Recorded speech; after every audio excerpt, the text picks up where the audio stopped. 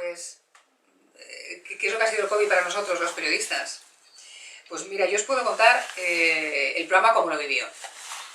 Y nosotros observamos cómo un día estaban en Asia con mascarillas hablando de un bichito que nadie desde esa parte del mundo conocía, o al menos que nunca habíamos oído hablar de él hasta ese momento, aunque después descubrimos que los científicos sí, de hecho ya se estaba estudiando y durante mucho tiempo antes, y de hecho se tenía constancia ya de que eso ya estaba aquí, en Europa, y de repente, pocos días después, estábamos organizándonos para hacer un programa de 2 horas de radio en directo, unos desde casa y otros desde el trabajo. Unos desde casa con 5 personas que tuvimos en el equipo con COVID desde el primer día. Tampoco sabían identificar bien los síntomas, pero con ellos fuimos viviendo poco a poco qué era el COVID y después qué consecuencias negativas podía traer, las definitivas. Y después vinieron aquí al estudio 3 personas todo el tiempo, que fueron las que mantuvieron la continuidad, por decirlo de alguna manera, de todo ese volumen de audios, de cortes, de testimonios, de grabaciones en calle, de entrevistas en directo que había que mantener para hacer el programa. Y experimentamos algo. Siempre lo hacemos, afortunadamente, porque esto es servicio público, pero en aquel caso más. Y es que éramos muy necesarios, muy. La gente llamó y nos preguntaba de qué estábamos hablando, qué era el COVID, qué podía provocar, si debía o no salir a la calle. No olvidemos que todas las tardes, nosotros que estamos en horario de tarde, teníamos comparecencias por parte de los ministros, por parte del gobierno. Comparecencias que había que dar y comparecencias que había después que replicar o interpretar para que el oyente se enterara, el ciudadano, de qué era eso.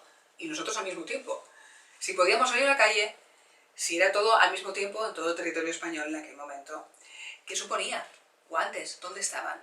Mascarillas, ¿dónde estaban? Ahora que es un material, entre comillas, algo habitual, mucho más que entonces, ¿no? Y no había nada de eso, y había que seguir adelante. Y además, por semanas fuimos interpretando que, a ver, que no era cosa de un rato. Esto venía y para quedarse, ¿no? Asimilándolo. Todo esto afecta. Claro que afecta, sobre todo a lo que es teletrabajar, un ritmo de trabajo. Nosotros que somos equipos que necesitamos hablar mucho para coordinar absolutamente de todo, pues eran 24 horas al día pegados a teléfonos y pegados a ordenadores.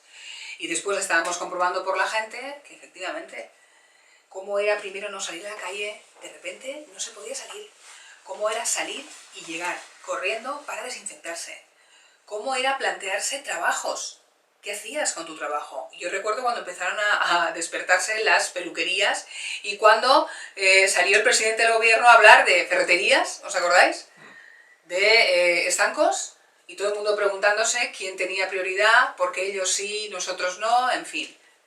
Ha sido algo muy gordo, que estamos todavía viviéndolo en presente y que sin duda va a marcar en nuestras carreras un punto muy importante, porque fuimos necesarios, la gente nos lo demandó, cambiamos el contenido del programa, tuvimos que empezar a llamar ya a todo, ya lo estuvimos haciendo ya en las semanas, los días previos, pero claro, es que sí, ya estaba aquí, ¿no?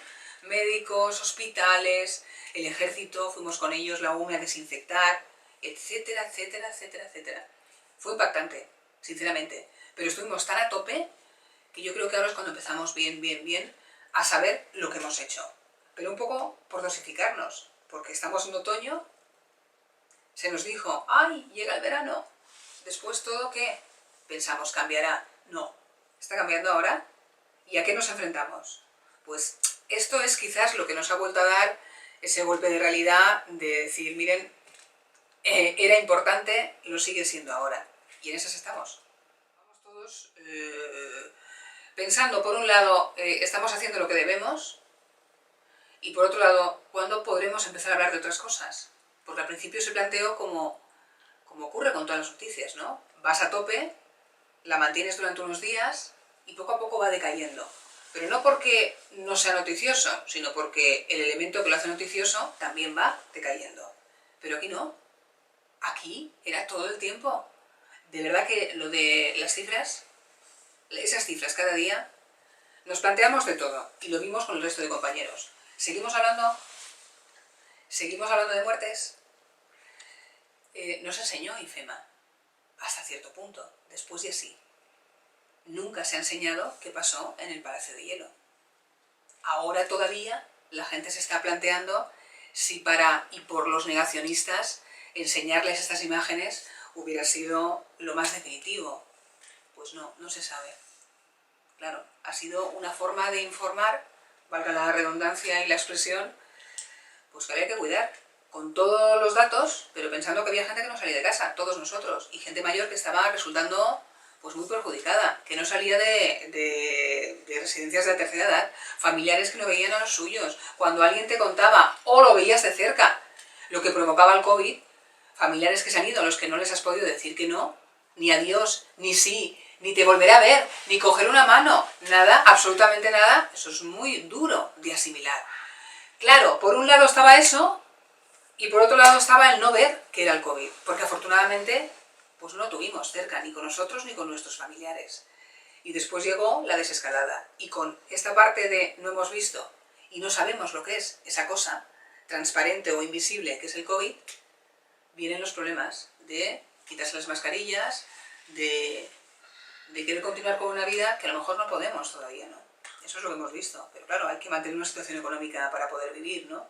Muy contradictorio, muy único, algo totalmente inédito y además a la vez en todo el mundo. Caramba, no. Hubo momentos en antena muy difíciles de controlar. Recuerdo una entrevista, y le recordamos todos, si le preguntas a la gente del equipo, la situación era la siguiente, vivimos muchas, Aquí tuvimos a un médico, alto responsable de uno de los hospitales que ha resultado peor durante la pandemia aquí en Madrid, por camas, UCIs y demás que tenía a tope de saturación, que estuvo aquí 2 días antes de que se cerrara todo, del confinamiento total, con, entre comillas, estamos trabajando para que esto no vaya más, y después estuvo él en la UCI. Una persona que vimos, el antes y el después, porque después hablamos con él. Claro, el testimonio había cambiado también, porque él se vio al borde de la muerte. Y esa persona era de los que estaban en primera línea trabajando, que nunca se plantea, ¿no?, estar al otro lado. Pues él lo estuvo. Y lo vimos todo, como el resto. Los familiares que no pudieron decirle nada, afortunadamente él salió y salió bien. Está sano y salvo, pero él ha visto como ese proceso, ¿no?, el pasar al otro lado. Pero hubo una entrevista, esta que os quiero contar, que la situación era la siguiente. Era, dentro de una casa, pocos metros, vivían los hijos, los padres y un perro. Una de las hijas, la más pequeña, tiene una enfermedad rara, única en el mundo, de hecho. Son poquísimas personas en el mundo que tienen esta dolencia. Era una persona dentro de la casa de muy alto riesgo. El COVID lo habían pasado poco a poco todos. Pero claro, en una casa en la que no podían salir, habían ido pasando por una habitación aislados. En ese momento estaba la madre aislada. Fuera estaban el padre, el resto de hijos, que son como 4 o 5 hijos, y el perro. Llevaba a la madre, pues como un mes, ahí metida, comunicándose con el resto de la gente de la casa, por abriendo la puerta, pasándole la comida por debajo, tal, y la niña, hablamos con la niña y con la madre. La madre nos decía esta situación como es, mi hija que está afectada, lo importante que eran para ella las cosas de la vida, los valores, la sencillez de poder comer con los tuyos, de poder abrazarlos, de que esa niña desde el otro lado le iba informando y diciendo que ella estaba bien. Pero así fueron pasando todos. Ella no lo ha pillado, la pequeña, pero el resto de la casa sí lo pilló. Ese momento de la madre explicando cómo estaba viviendo y que además quería contarlo para que todo el mundo se concienciara y que valorara lo importante que tiene en la vida, eso fue de decir, Dios mío, hay que subir música, vamos a tragar saliva y volver. Momentos de estos ha habido emotivos muchísimos, con esta familia en especial. Ese momento fue de tener que aguantar y decir, la niña está afuera, la madre está dentro, no se pueden comunicar, cuánto tiempo no se van a ver, totalmente incertidumbre, atendidos no podían, era todo telefónico, porque en ese momento estaban de saturación a tope en los hospitales. ¿Cuántas de estas cosas han pasado que después hemos sabido? Muchas de ellas, por desgracia, en primera persona, porque ya ha pasado a nuestros familiares, ¿no? Esto es el COVID. Y sí, claro que sí, nosotros llegamos a puntos de saturación y nos planteamos ir a sitios o no, hacerlo de una manera presencial o no. con EPIs, en el primer momento pues había lo que había, después ya llegaron más, pero en un primer momento no. Y ya la gente que te pedía cosas que no te respondía en directo nadie y que nosotros buscamos para poderles dar una respuesta, muchísimas. Pero ya os digo que más necesarios que nunca. Y momentos nosotros de saturación los tuvimos que llevar como pudimos. No nos vimos en meses.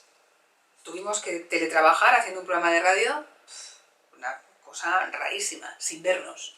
Todo a distancia, todo más ralentizado. Pero lo importante era que estuviéramos ahí, que contáramos lo que estaba pasando. Y mirando, contrastar siempre con el exterior, a ver aquellos que en teoría ya lo habían pasado y por dónde iban a ir para que nosotros, a ver si ese iba a ser el siguiente capítulo. La primera pregunta esa que se hace siempre, ¿cómo estás? Esa tuvo el valor que tenía que tener.